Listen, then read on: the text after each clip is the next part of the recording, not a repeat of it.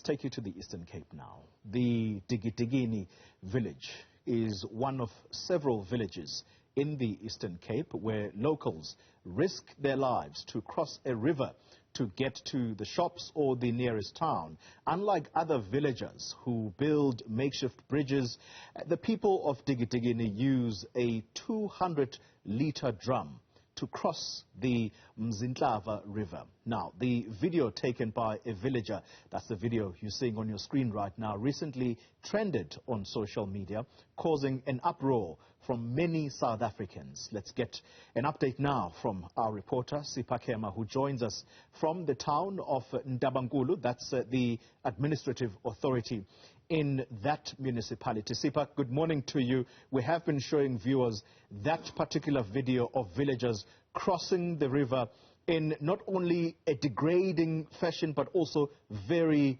dangerous. Take us back to when this bridge collapsed. When was it, and what has the municipality been saying or doing about it?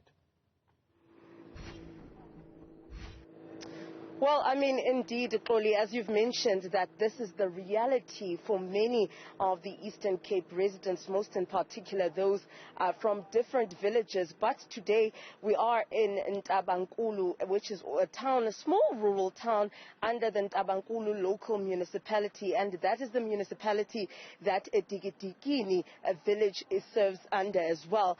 Now, what you are seeing there, Xoli, as you said, that it is a dangerous way, of course, of crossing the river, and also not only that, but degrading to find yourself in such a small, closed little drum, being able to cross the road because of not having the services such as bridges and also proper roads. Now, you might be wondering, Xoli, also, now, why are we here and not there? Now, the roads coming, into that time could have taken us to that village, could have taken us a while to get there, Xoli. The roads themselves, they are quite bad, Xoli. Also, not having the bridge that actually joins the two villages. Now, the two villages that we're talking about here, Xoli, is that what you're seeing on that video are villages from Dikidikini crossing over to Lembu. Lembu is under Flagstaff, which is under Flagstaff, another small rural town, of course, here in the former Transkei. Now, for them, if you see at the end of that video when that old lady comes out of that drum, that's where you find that the local transportation and taxis are actually waiting for those villages. Now, they've been waiting for this bridge for several years, Xoli. We spoke to some of the villagers, of course. We got in touch to them and spoke to them, and they said that now initially they were promised that the construction to this will start in 2019. They are yet to see the construction begin on this bridge.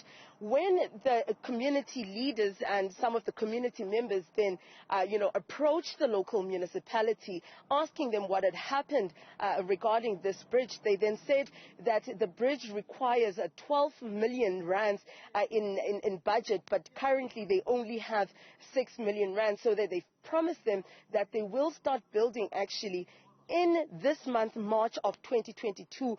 But of course, now the date is the 29th of March. We're coming to the end of March, but yet no construction has begun. There's been no activity showing that they will be building this bridge that is so needed by this village. Now, it's not the only village within in Ntabankulu. You have Nhlangano village as well. They also have the same issue as Dikidikini, trying to swim across the rivers. Now, on our way here as well, I mean, we've seen rains and also floods for the, couple of months and a couple of weeks as well.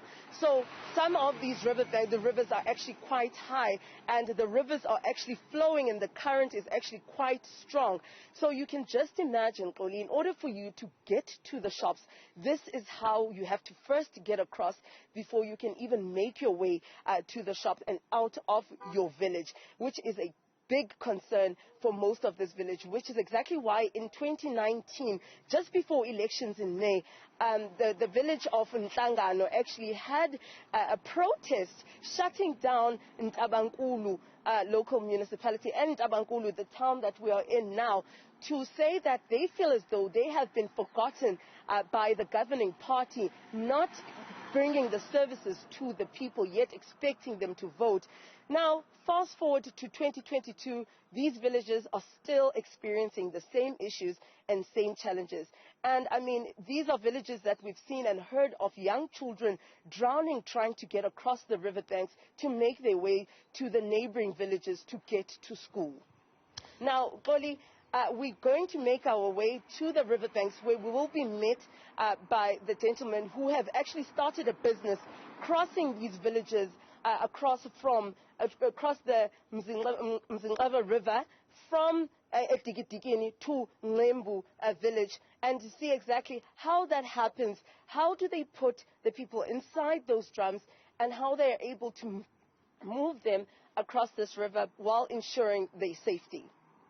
Sipha Kema, let's leave it there for the time being. As you've heard there, she is going to be heading out to the actual river to see the business as it has now become for those that are trying to assist fellow community members trying to cross that river.